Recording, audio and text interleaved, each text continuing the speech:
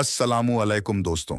आज हम फ़लस्तीन के हालात देखकर इमाम मेहंदी का इंतजार कर रहे हैं। लेकिन इमाम मेहंदी के ज़ुहूर से पहले क्या-क्या होगा, हम इस वीडियो सीरीज में जानेंगे। आज यहूदी अपने मसीहा के ज़ुहूर की पूरी तैयारी कर रहे हैं। दरअसल वो जिस मसीहा आने की तैयारी कर रहे हैं वो 2000 साल पहले ही आ चुके हज़रत ईसा अलैहिस्सलाम के रूप में।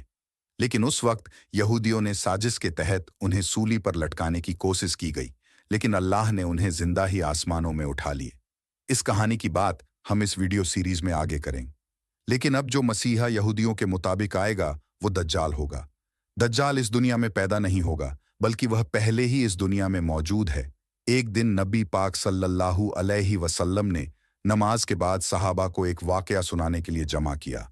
नबी पाक सल्लल्लाहु अलैहि वसल्लम ने फरमाया, उनके पास एक तमीम उदारी नाम का इंसान आया और उसने नबी सल्लल्लाहु अलैहि वसल्लम को बताया कि एक दिन वह अपने जहाज पर सफर कर रहा था तो रास्ता भूलने की वजह से इसका जहाज एक जजीरे पर जाकर रुक गया और उन्होंने उस जजीरे पर जंजीरों में जकड़ा हुआ एक इंसान देखा। इस इंसान ने इनसे कुछ सवाल पूछे। पहला सवाल, बैसन के खजूर के दरख्त फल देते हैं या नहीं? तमीम उदारी और इसके साथियों ने जवाब दिया और कहा कि खजूर के दरख्त वाकई फल देते हैं। दूसरा सवाल, क्या तबरिया की झील में पानी है? तमीम उदारी और इसके साथियों ने कहा, झील में पानी बहुत ज्यादा है।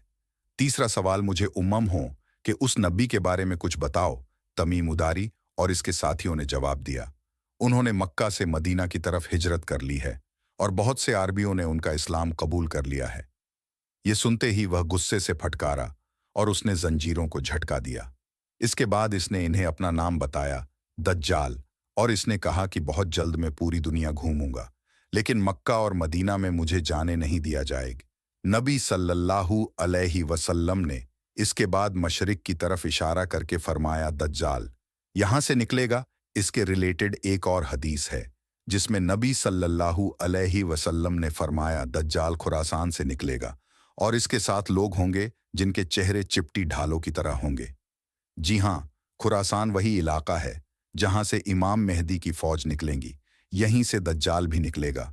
दज्जाल के बारे में नबी सल्लल्लाहु अलैहि वसल्लम ने आज से 1400 साल पहले ही सहाबा को वर्ण कर दिया था, क्योंकि यह इस दुनिया का सबसे बड़ा फितना है।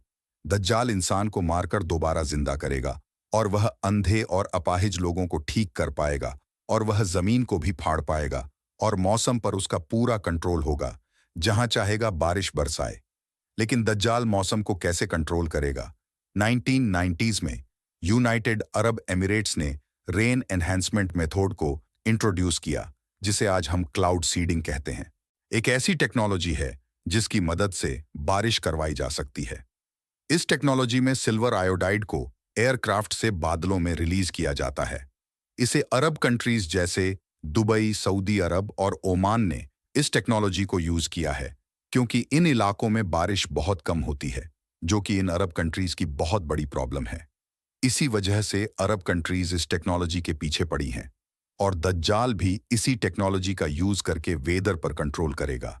दज्जाल इन पावर्स का यूज करके लोगों को मजबूर करेगा कि उसे खुदा माना जाए। जैसे ही हजरत ईसा अलैहिस्सलाम दज्जाल को देखेंगे, उसे कहेंगे कि मैंने तुझे इनसे दूर रखा है, और फिर हजरत ईसा अलैहिस्सलाम दज्जाल को मुकामे लुत पर पकड़ेंगे और उसे वहां नेजा मारकर कत्ल कर देंगे। मुकाम लुत पर आज के दौर में इजराइल ने एक एयरपोर्ट बना रखा है और शायद दज्जाल किसी प्लेन में वहां से भागने की कोशिश करेगा और वहीं पर हजरत ईसा अलैहिस्सलाम उसे कत्ल करेंगे।